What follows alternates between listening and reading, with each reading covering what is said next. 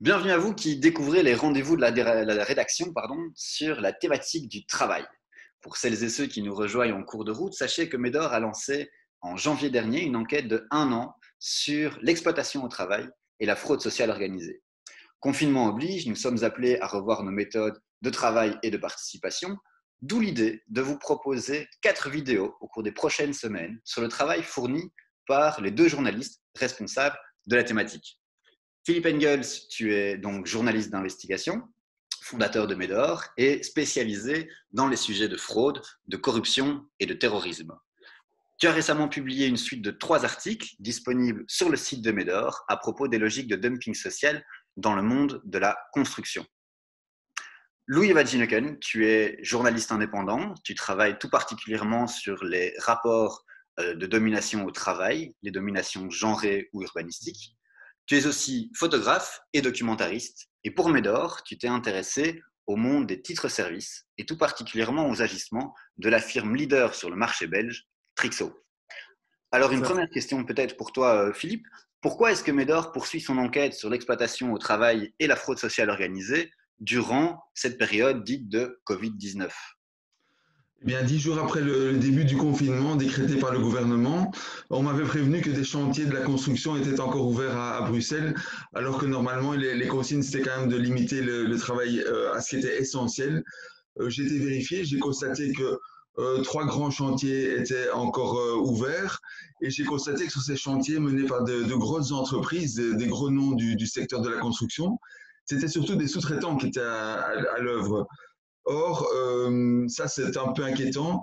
On constate généralement dans le dumping social. C'est quoi le dumping social en fait? En fait, c'est le fait de recourir par couches successives à des sous-traitants qui sont chaque fois utilisés dans des conditions plus ingrates et en travaillant moins cher.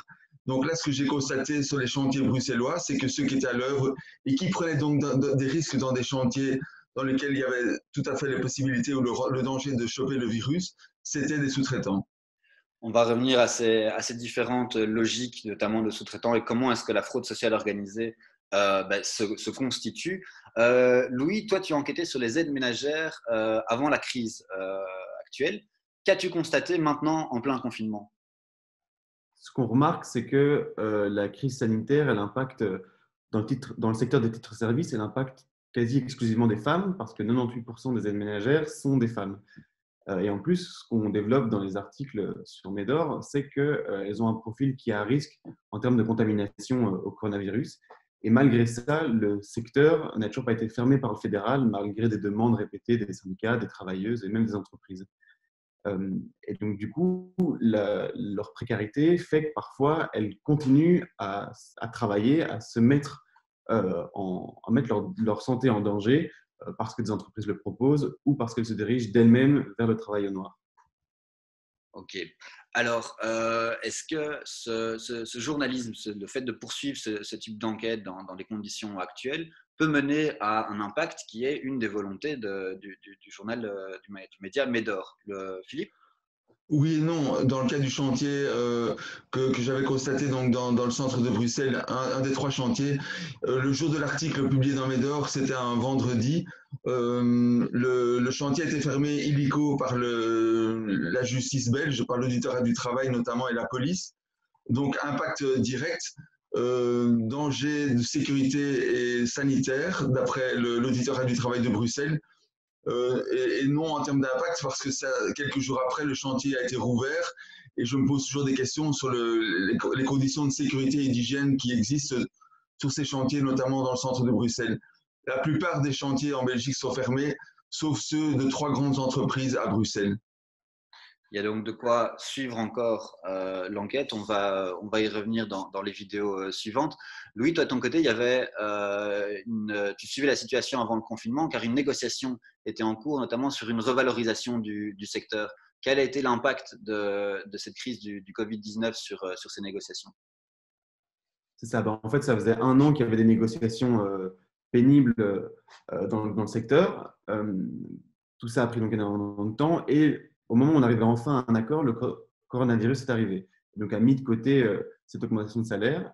Et alors, ça pourrait paraître presque anodin, mais en fait, on remarque que ça a une incidence sur la situation, la précarité actuelle des aides ménagères pendant cette crise sanitaire.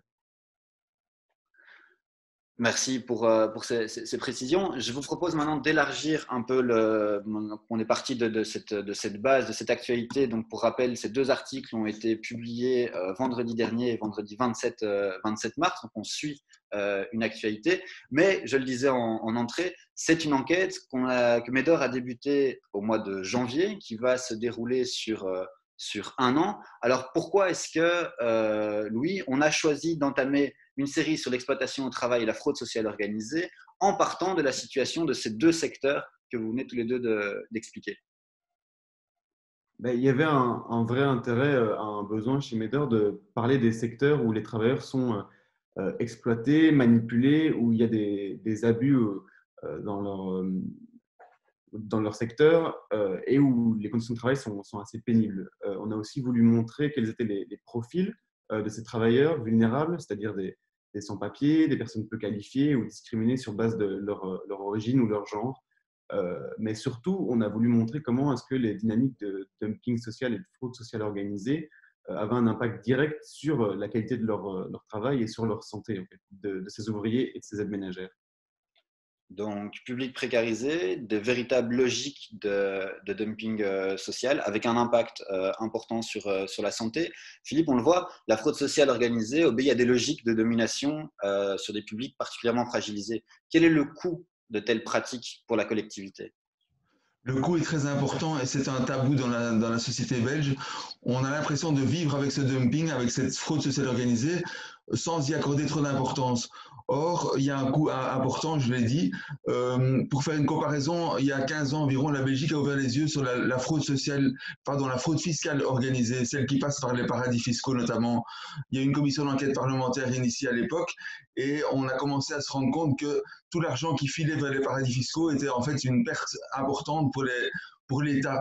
Ici, dans la fraude sociale organisée, même chose, mais on ne veut pas voir la réalité. On ne veut pas voir que chaque mois, si cette lutte contre la fraude organisée, je parle bien organisée, c'est-à-dire menée au sommet par des grandes firmes avec la complicité parfois de l'État et des clients de ces firmes, cette fraude, elle prive l'État chaque mois de 1,2 milliard d'euros de cotisations sociales patronales qui devraient être payées.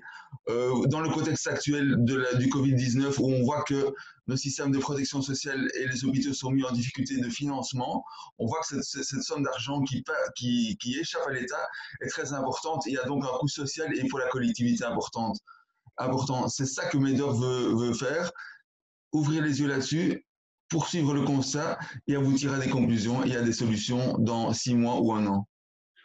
Tu me devances presque, Philippe, sur la suite, puisque j'allais vous demander effectivement où est-ce qu'on va ensuite avec une enquête comme celle-là, qui, je le rappelle, est déjà en ligne sur le site de Médor, www.medor.coop, puisque les 3 articles concernant le dumping dans la construction et les 3 articles de Louis sur Trixo, eh bien, vous sont accessibles. N'hésitez pas à les consulter. Louis, de ton côté, la suite, c'est quoi? Mais comme la thématique sur le travail qu'on développait sur Médor elle était prévue sur un an, on avait une grosse troisième enquête qui devait arriver. Mais cette situation extraordinaire d'une telle crise sanitaire, je pense, a permis de révéler d'autres abus dans d'autres secteurs. Il y a évidemment cet exemple emblématique des caissiers et des caissières. Donc voilà, avec Médor, on reste à l'écoute, on reste attentif aux témoignages qui émergent pendant cette crise et comment est-ce que la pandémie impacte les conditions de travail en Belgique. Philippe, dans ce travail d'enquête que vous menez, dont tu as rappelé tout à l'heure les quelques impacts lorsqu'on travaillait sur la fraude fiscale, à qui est-ce qu'on s'intéresse en fait dans cette enquête-ci sur la fraude sociale organisée? D'une part, le haut de la pyramide, c'est-à-dire comment fonctionnent ces entreprises, ces multinationales qui, dans l'ensemble de l'économie, donnent l'impression d'avoir pris le contrôle sur les États, de dominer les États. C'est eux qui nous intéressent, donc on va essayer de trouver des firmes qui pratiquent la fraude organisée et qui bénéficient d'une forme d'impunité. Louis a fait référence donc à une enquête qui avait été menée. Vous verrez qu'on va surprendre, je pense, et je crains dans le mauvais sens, en pointant le doigt sur une entreprise publique qui, alors qu'elle devrait montrer l'exemple, fait le contraire en termes de dumping social. Et puis, ceux à qui on s'adresse aussi, je pense, c'est à tous ceux qui souffrent de ça, de ces logiques-là de domination, qui sont obligés de travailler dans des conditions compliquées, que ce soit en temps de pandémie, mais aussi en temps normal, ou souvent pour des salaires dérisoires, et sans bénéficier eux-mêmes d'une protection sociale en cas d'accident de travail, ben, s'exposent et sont en fait les esclaves du dumping social et de ces grandes firmes. Esclave n'est pas un mot trop fort puisque c'est notamment des termes qui se sont retrouvés dans les documents que nous allons explorer au cours des prochaines vidéos, des documents de rapports de police, voire des arrêtés de justice qui font état de pratiques proches de celles de l'esclavagisme ou du narcotrafic. Je vous remercie pour ces premières interventions et cette introduction à la thématique du travail et des logiques de dumping social et d'exploitation au travail. Si on doit résumer pour conclure cette premier entretien, c'est de dire qu'on a des secteurs différents qui ont des logiques d'exploitation et d'évasion d'une forme de cotisation qui sont identiques, quels que soient les secteurs. Et ces pratiques ont donc des conséquences très lourdes, à la fois pour la collectivité, et ça on va l'explorer plus encore, mais également sur la santé des travailleurs et des travailleuses concernés. On y reviendra.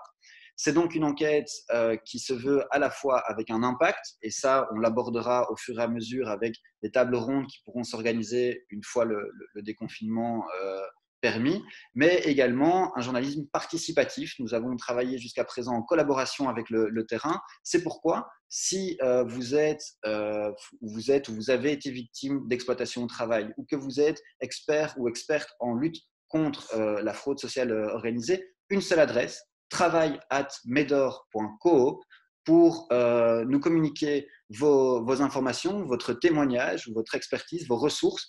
C'est une adresse mail évidemment sécurisée et qui nous permettra de poursuivre ce travail qui va donc s'étaler sur un an et que l'on espère pouvoir mener à bien avec des pistes de solutions en fin d'enquête.